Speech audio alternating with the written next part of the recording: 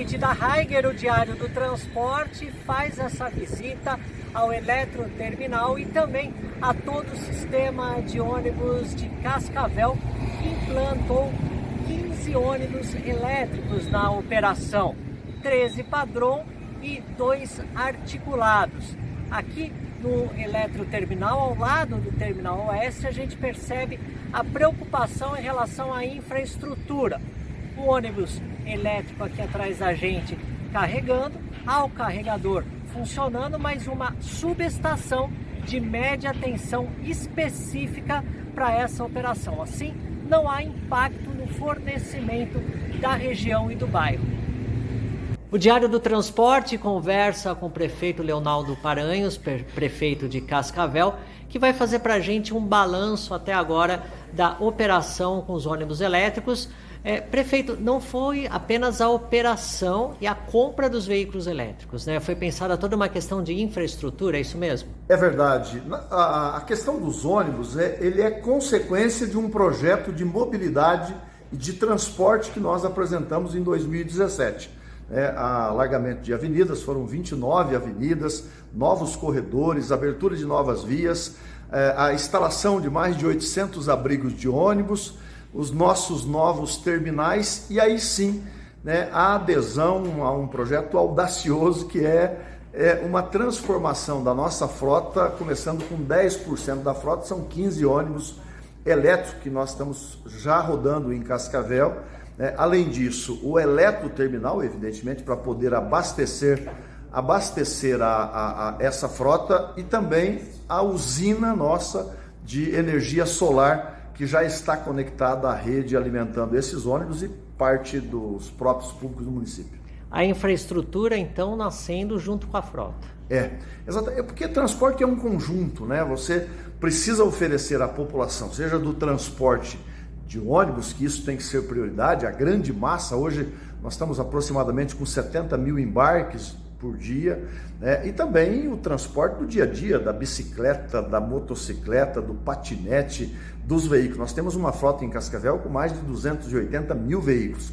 É uma cidade que tem uma renda per capita boa, graças a Deus. Isso faz com que as pessoas possam ter os seus veículos de transporte. Agora, há metas de ampliação de ônibus elétricos? Sim, nós fizemos um planejamento aqui, isso da Prefeitura Municipal, em 10 anos trocar toda a frota. Esse 10 anos é o limite, ele pode ser trocado antes. Nós optamos por 10% a cada ano. Isso se dará então com 100% da renovação da frota em ônibus elétricos. Serão assinados novos contratos? Há uma licitação agora em andamento? Aí nós temos a licitação da concessão de 15 anos do transporte, São as empresas que operam o transporte em Cascavel, que venceu e nós estamos agora no período de uma concessão. Mas isso não tem nada a ver com a estrutura de transporte que a Prefeitura está fazendo. Ela complementa, é preciso ter os operadores para que a gente possa, evidentemente, ter um transporte de qualidade. Para a gente encerrar nossa conversa aqui no Diário do Transporte, fala um pouquinho mais para a gente da fazenda de geração de energia. Da nossa usina. Muito boa, ela é um investimento inteligente, primeiro que ambientalmente falando, Destaco aqui o local que ela foi instalada, em cima do aterro sanitário, onde nós temos 16 células com lixo orgânico. Nós já temos uma usina de biogás e agora a usina nova com 5 mil placas, o que nos dá um retorno financeiro por ano de mais de 3 milhões e 600. Ela custou 12. Isso quer dizer que em 3 anos e meio, 4 anos, nós pagaremos esse investimento que nós fizemos nessa unidade de energia solar. Muito obrigado, o prefeito Leonaldo Paranhos conversou com o Diário do Transporte. Eu que agradeço. Muito obrigado. O Diário do Transporte conversa com a secretária de Finanças, que presidiu a Transitar, que é a gerenciadora do Sistema de Transportes de Cascavel aqui no Paraná, Simone Soares. Simone, os ônibus elétricos eles começaram a operar gradativamente. Em 6 de agosto foram os 3 primeiros, depois em setembro a frota completa atual de 15 veículos. É um período relativamente ainda pequeno, mas que já dá para ter alguns resultados. Quais são os principais números desses resultados? Acho que os principais resultados, nós fomos, na verdade, surpreendidos com resultados melhores do que a nossa expectativa no momento do planejamento. nós já alcançamos uma economia em relação aos veículos a diesel, somente considerando a energia elétrica em relação ao diesel, que chega a 78%. Acho que esse foi um resultado satisfatório. Nós tínhamos uma expectativa de 62% a 70%, mas principalmente a autonomia dos veículos. Esses veículos são veículos mais leves e isso também impacta na autonomia desses veículos. A dirigibilidade, nós tivemos um tempo, um período considerável de treinamento dos motoristas. Também já fizemos experimentos e identificamos que tem um resultado muito significativo em relação à dirigibilidade, com alguns veículos atingindo 0,8, 0,85. Isso representa, é claro, uma autonomia maior. Nós temos hoje, em média, os veículos estão com uma autonomia média de 330 quilômetros, nós tínhamos uma expectativa de 250, então isso também impacta no tempo de carregamento, que faz muita diferença na operação. Então, com todos os resultados positivos, isso sem falar da qualidade dos ônibus, falando mais especificamente dos impactos positivos na operação, nós conseguimos ampliar a operação com os ônibus elétricos, utilizando na sua capacidade máxima. E a expectativa agora é que, depois de todos os experimentos em relação a outras economias em relação ao veículo a diesel, nós tenhamos um resultado ainda menor em relação ao retorno do investimento. Qual é a expectativa inicial desse retorno do investimento? Nós tínhamos expectativa de 6 anos, então o payback no estudo inicial era de 6 anos, considerando o veículo a diesel, em relação ao veículo elétrico, e os custos operacionais. Então, considerando os custos operacionais muito menores, sem calcular, por exemplo, a depreciação e o ar-condicionado, que muitas vezes nós não damos muita importância, mas ele tem uma representatividade considerável em relação ao custo do diesel. E aí nós tivemos já esse resultado positivo. São veículos que já têm uma tecnologia que entrega muito mais do que um veículo a diesel, e aí nós nem conseguimos fazer esse comparativo em relação ao veículo a diesel, considerando o elétrico. Então nós entregamos um produto de muito mais qualidade para o usuário e temos um retorno financeiro, econômico. E aí nós não vamos nem falar no aspecto de sustentabilidade, falar mesmo no aspecto econômico, que é o que impacta muito consideravelmente para os municípios de médio porte realizar esse investimento.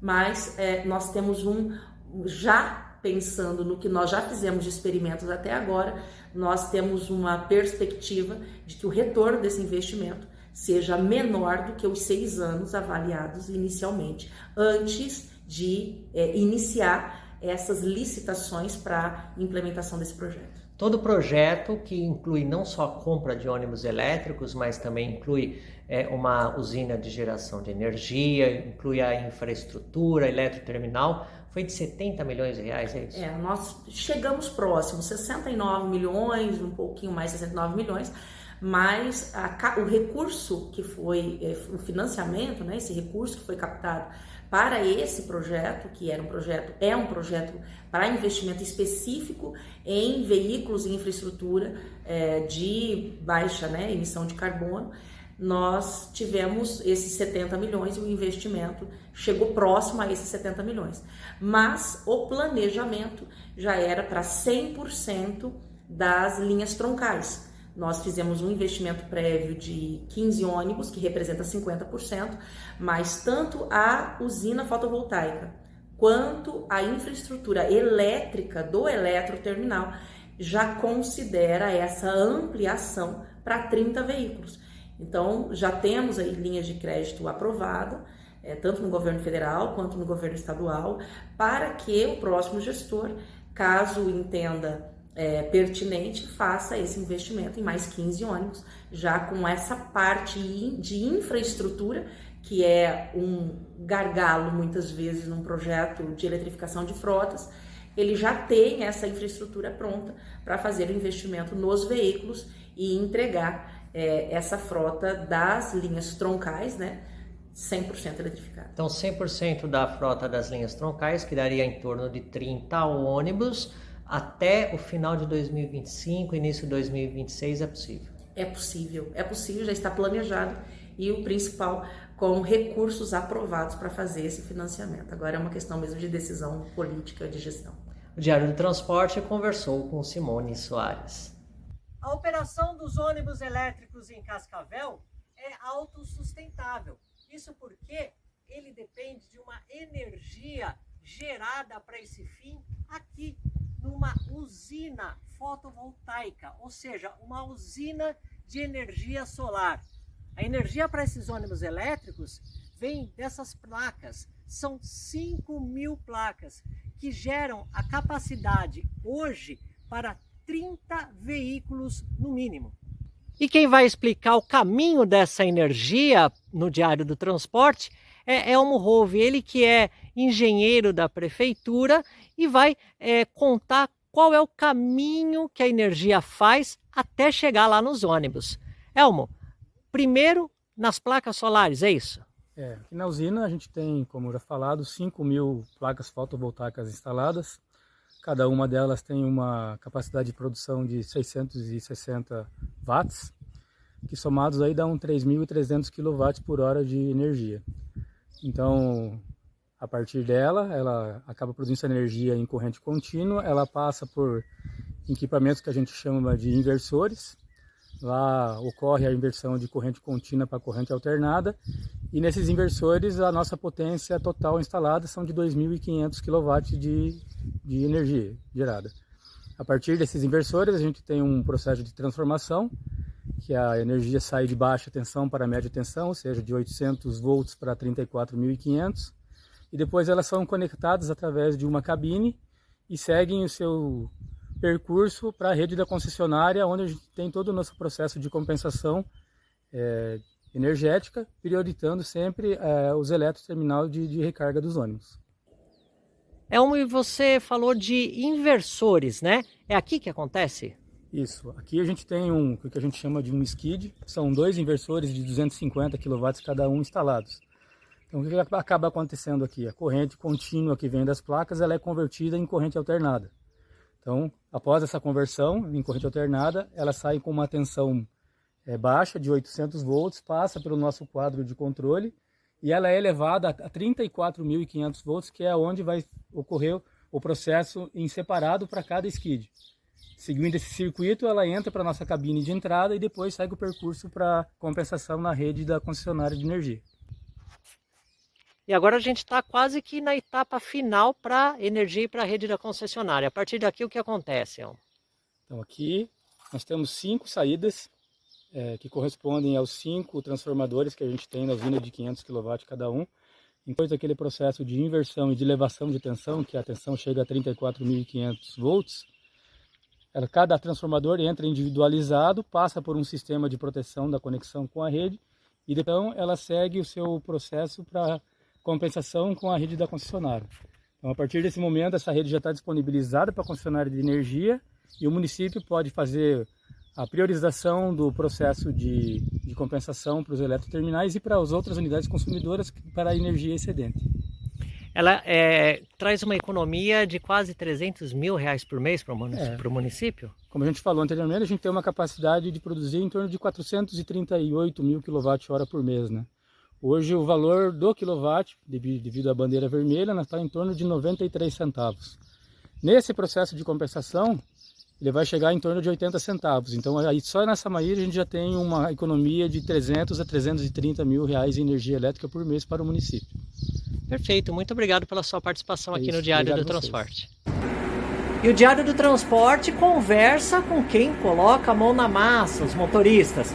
Maurício da Rosa, ele é motorista aqui da empresa Capital do Oeste. Capital do Oeste, que é uma das operadoras aqui do sistema, dirigindo esse ônibus elétrico.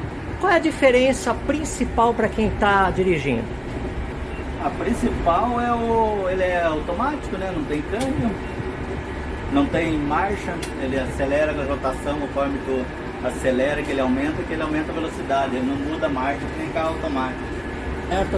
Antônio, dirigindo esse ônibus articulado elétrico, muita diferença em relação ao diesel, em relação ao conforto, como que é?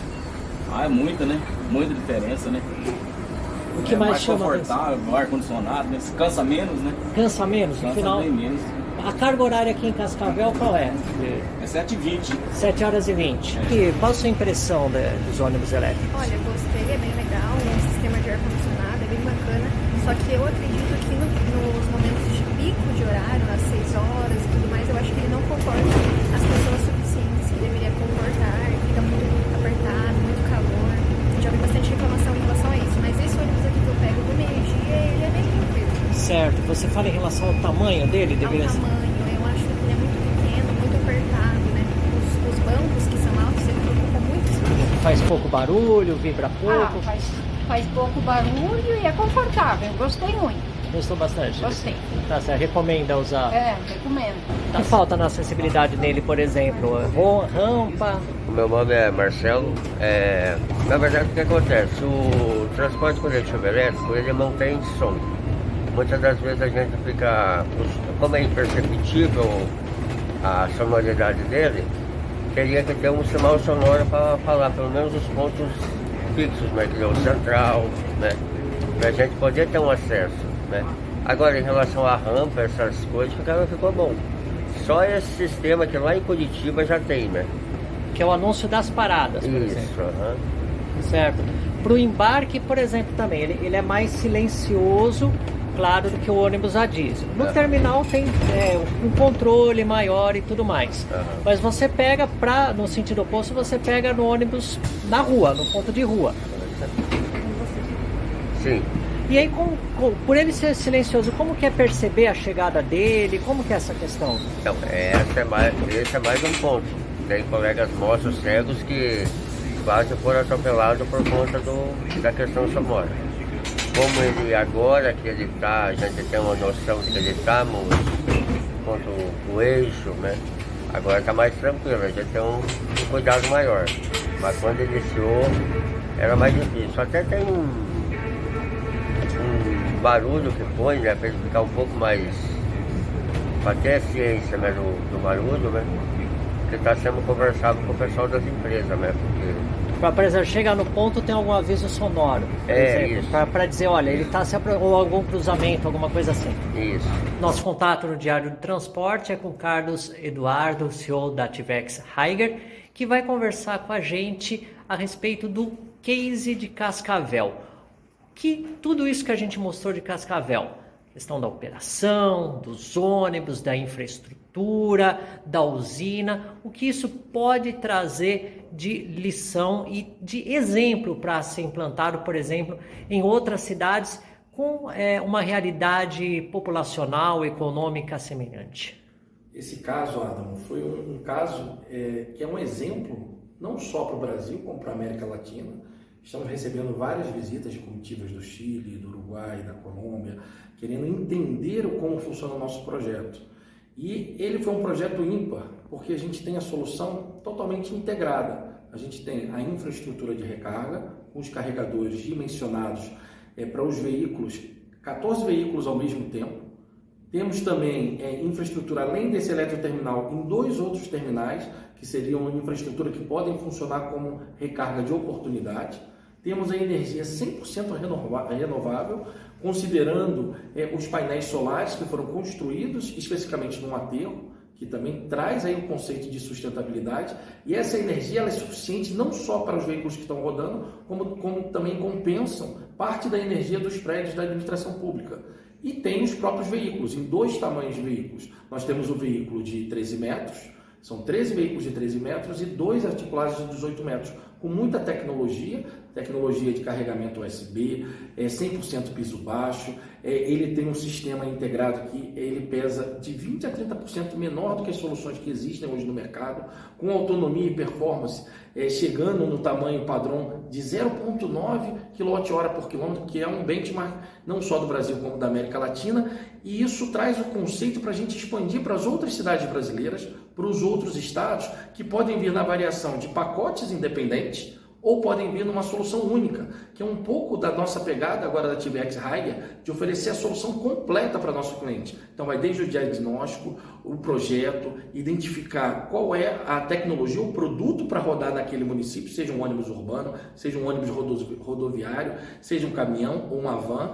Depois a gente vai para a infraestrutura de recarga necessária, subestação, e a energia, que pode ser um mix. A gente pode ter plantas remotas em solares, pode ter plantas também, seja na garagem ou naquele próprio local em que você vai ter o abastecimento, e um mix com o mercado livre. Então todo esse conceito vai ser um exemplo para a gente influenciar positivamente o mercado e cada vez mais termos soluções nessa natureza, seja através de licitações com órgão público ou negociações com ente privado. E aproveito para agradecer a sua visita aqui, que foi super produtiva, e vários feedbacks que nós recebemos, tanto seus, né, como também da própria população nesse dia super rico, já nos acenderam uma luzinha para a gente implementar melhorias, não diretamente no nosso veículo, mas também em todo o conceito junto com os municípios. Em relação ao veículo, a gente viu que é um ônibus do tipo monobloco, integral, e que isso foi um fator decisivo para que houvesse um bom resultado, como disse a secretária para a gente? Sim, foi um dos fatores decisivos,